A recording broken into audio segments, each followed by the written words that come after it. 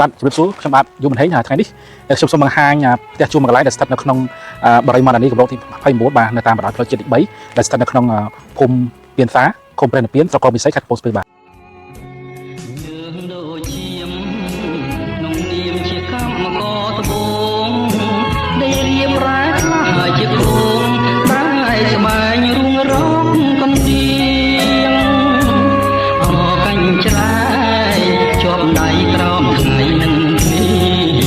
ដៃវារៀងរកកណ្ដៀងច្រៀងតែបា